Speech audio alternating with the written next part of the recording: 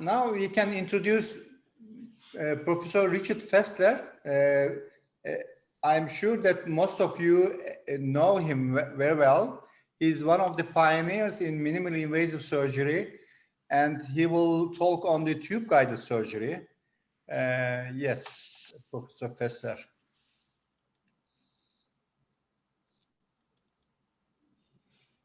All right, are you able to see my screen? Yes. Excellent. So this morning I thought I would talk about doing minimally invasive intradural tumor resection. These are my, my disclosures, none of which have anything to do with this. Now, when doing minimally invasive surgery, the principles are the same as they are in open surgery when we're approaching tumors. We want our laminotomy or our laminectomy to include the full extent of the tumor so we can get both cephalad and caudal control. We want to make our laminectomy wide, particularly ipsilateral to the tumor, so that we can get a good, safe approach. And if we're doing a dural-based resection of a meningioma, we can remove the dura and replace it just as we can with open surgery. At the same time, we want to preserve the vertebral body and the ligamentous structures. We want to enable reconstruction of the spine and the dura. We want to preserve the nerve roots and the arterial supply. And we want to preserve the mid and low dorsal roots in the cervical spine, because if we take the dorsal roots, even if we have motor roots, the limb becomes functionless. So for example, this was a gentleman who works for the telephone company, and he's the guy who climbs up the pole to run the wires from one telephone pole to the next. And he began to note that he was losing his balance and was uncertain when he was climbing up ladders, and came in for evaluation, and we found this large intradural tumor. Typically, years ago, the operation I would have performed would have involved a multi-level laminectomy, a wide exposure of the tumor, and then posterior reconstruction to avoid swan neck deformity. But instead, we did a minimally invasive procedure for him, where you can see this was our entire exposure.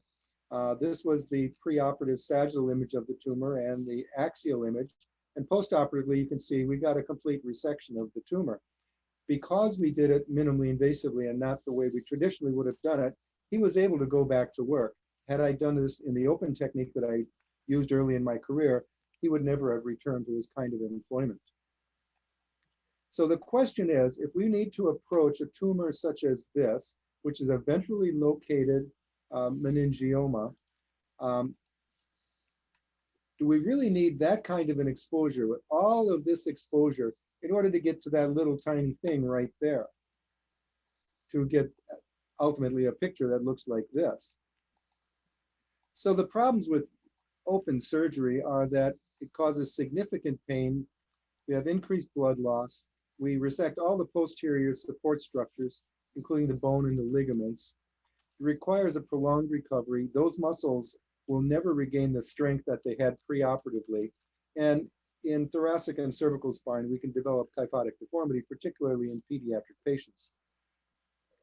So when we're approaching a tumor like this, do we really need that kind of an exposure, or can we approach it through that kind of an exposure? And in the sagittal view, do we need that exposure, or can we do it through this exposure?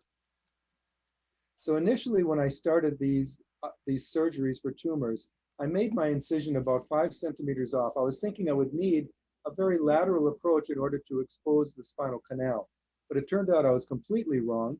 I now do my incision about 1.5 centimeters off midline, which enables me to drill off a significant portion of the ipsilateral base of the spinous process, and by doing so, expose the entire dorsal surface of the dura and spinal cord. So what we do is we mark our incision, we make it, we dilate down, and then after I do my ipsilateral laminotomy, I angle my tube and drill off the base of the spinous process and the ventral aspect of the lamina all the way over to the contralateral pedicle. So when we go through our decompression, ipsilaterally and contralaterally, we can expose the entire dorsal surface of the dura and the spinal cord underneath it through a little incision like that, about the size of a quarter. So this is my series. I've done quite a few intradural tumors and several intramedullary tumors, about equally divided between men and women, approximately 44 years of age, and with the typical presentation: pain, paresthesias, weakness, urinary urgency, and impotence. One patient was quadriplegic from a gunshot wound. The reason we actually took his bullet out was so that they could use it as evidence in the trial of the person who shot him. So let's see if I can play this video. There we go.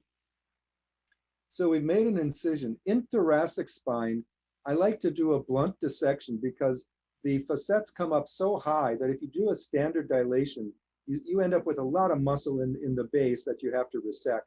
So I do a blunt dissection with my finger to get that muscle out of the way, and then I put in one of the larger dilators. For most of these tumors, I will use an expandable tubular cage. So here you can see that we've got the ipsilateral lamina and facet exposed. We're removing just a little bit of the soft tissue over it, and now drilling off the ipsilateral lamina and a bit of the ipsilateral facet. This image is coming from a camera in my headlight. Once I've got the dura exposed, we'll flip to a microscope. Now I'm drilling the ventral surface of the contralateral lamina to get all the way over to the contralateral pedicle. And because of the angle I'm coming in at, which is only 1.5 centimeters off midline, I'm essentially coming right down on the middle of the dura, and therefore the middle of the spinal cord, which is the location we want to be, so we can do an opening right between the dorsal columns.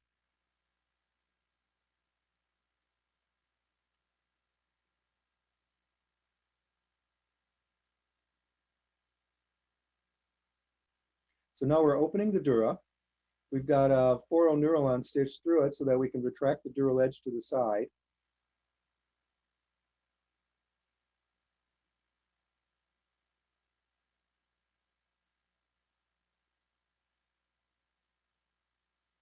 And you're beginning to see this. Here is the tumor. You can see it right there in the middle. This is a hemangioma. And now we're under the microscope, splitting the dorsal columns.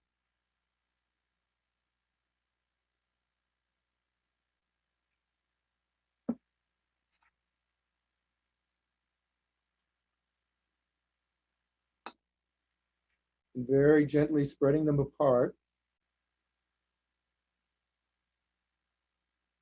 And you're beginning to see the tumor there, kind of purplish.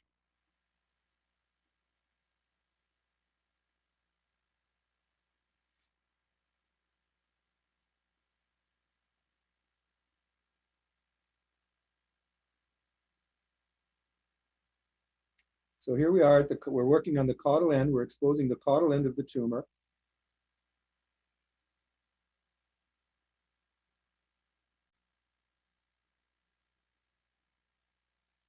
And we've now gone up to the cephalad end. So that just as we do in open surgery, we're isolating both ends of the tumor.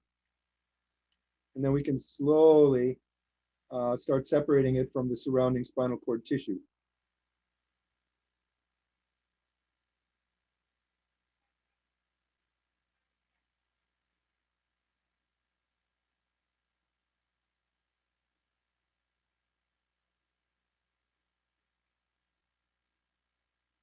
Working our way back and forth around each of the sides.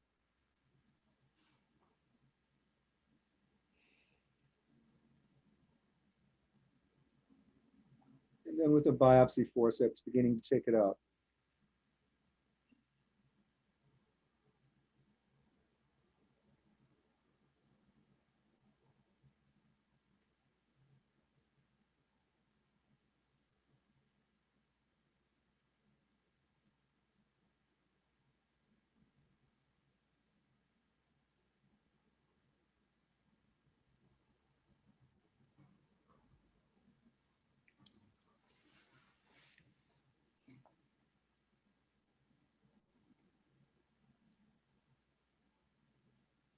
And then once it's out, we have make sure we've got good hemostasis within the cord.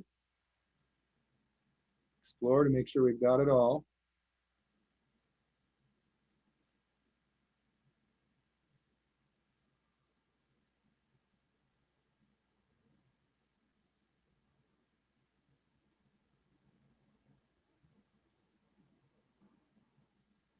And then close it up. So we've done a lot of these kind of tumors now. This is a called equine ependymoma. Postoperatively, you can see the exposure that we get. We get essentially a midline approach to these tumors. Here's another one, quite large, as you can see, right here. Completely able to resect that. It takes about 4 hours. We lose about 50 cc's of blood. About half of our patients went home within 24 hours, and almost all of them went home within 2 days. Of these 33 tumors I'm completely reported here, 29 of those were complete resections. I don't ever consider meningiomas that when they have dural adherence to be completely resected. And one was a glioblastoma, which was more for biopsy than resection. I had one case of mild numbness when we resected the L2 nerve root. I had a 3-level intramedullary ependymoma that had a permanent, a transient proprioceptive loss, but also a permanent dysesthesia. All other patients returned to work within 1 to 3 weeks, and there were no other neurologic deficits.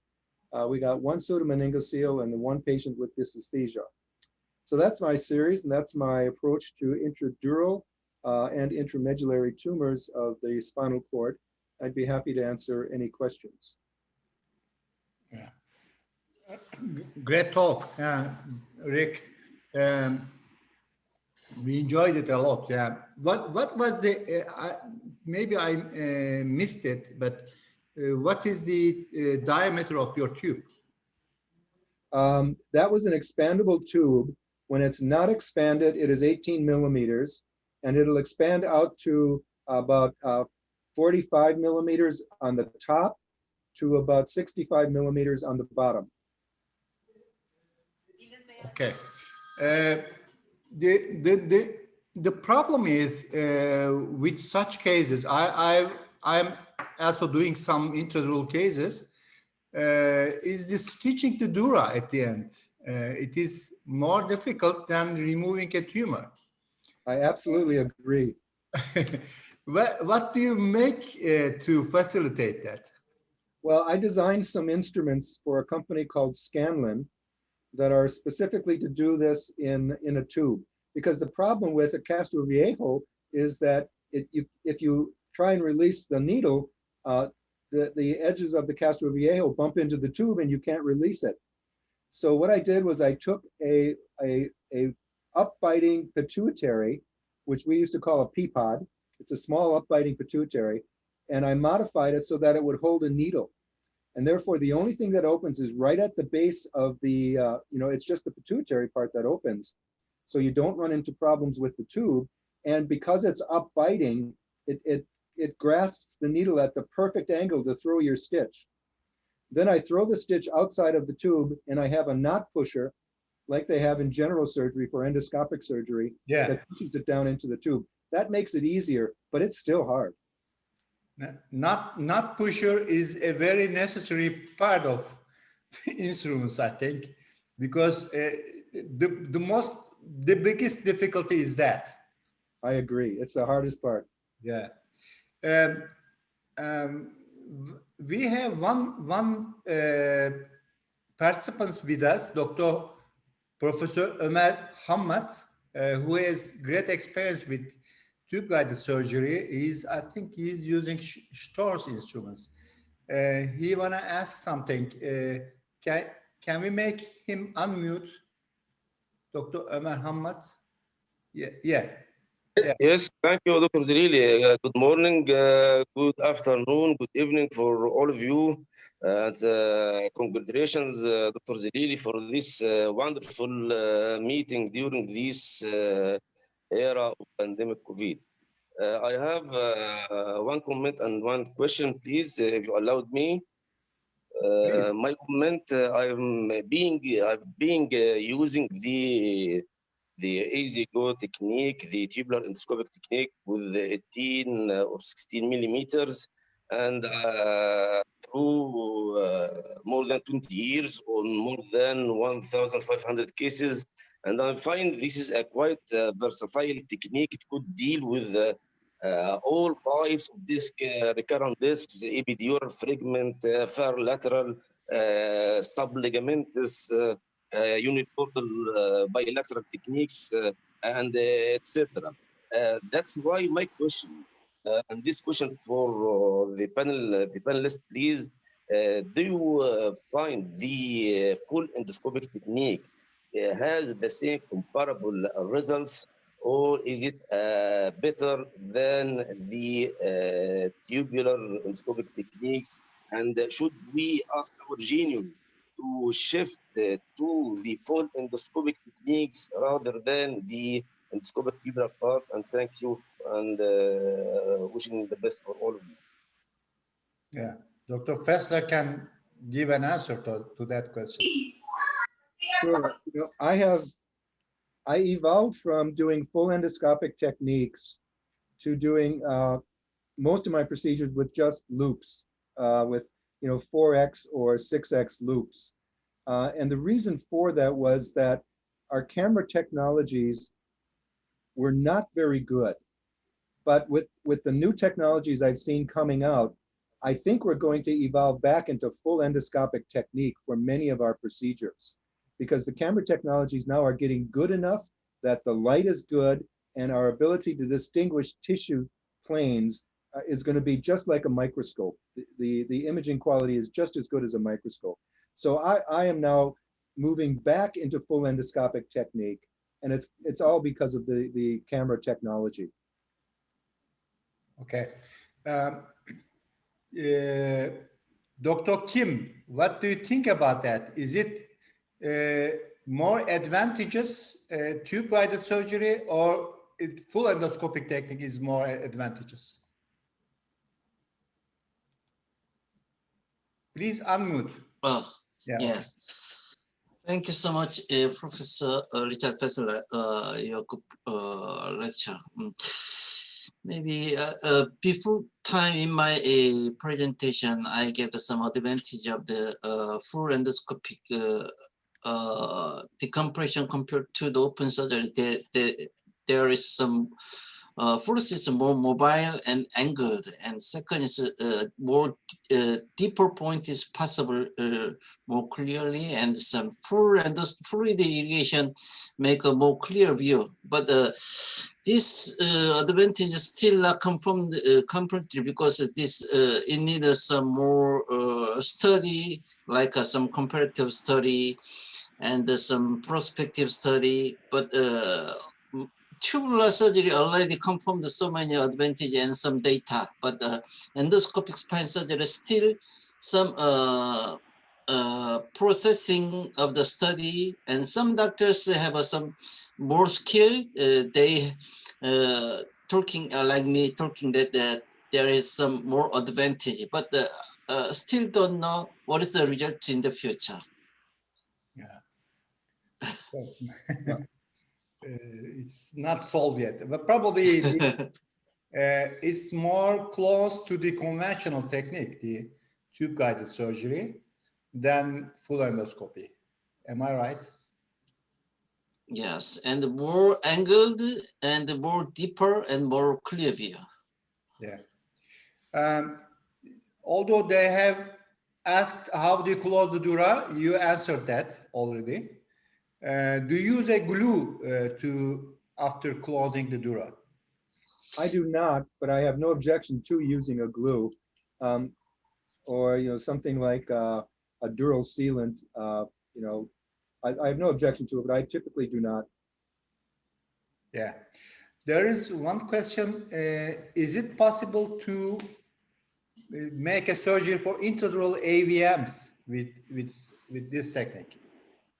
It is possible, and if I've got what looks like a pretty easy AVM, then I will do that. But if it appears to be complicated, or if it expands over one level, then just to be safe, maybe I'm a coward, but I would do that open. Yeah. What's added advantage over standard microsurgery? The only advantage is just the structural part of it. Often with a microscope, you're working at arm's length away. For example, if your patient is in a sitting position and you're doing a cervical foraminotomy and discectomy, with an endoscope, you're very comfortable with the patient down and you're working with your arms in a comfortable position.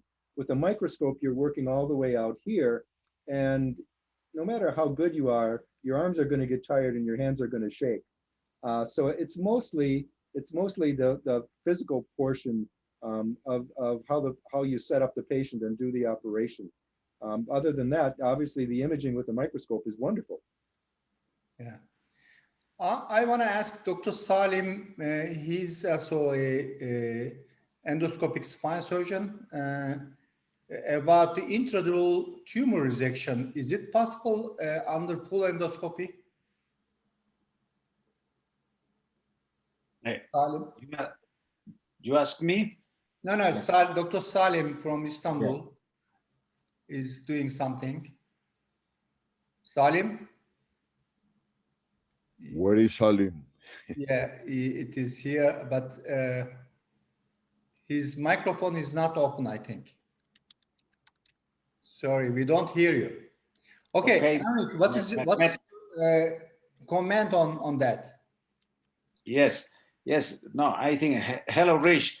Nice conference, nice presentation. Nice to see But you. really, for tumors, I think that the full endoscopic now is not enough, because as you see the presentation of Professor Fessler, you need a space, a very big space, to do the myelotomy and everything, and this is not possible. I think in some cases we can use a tubular and the technique, the minimal technique that Professor Fessler showed, but combined with the endoscope.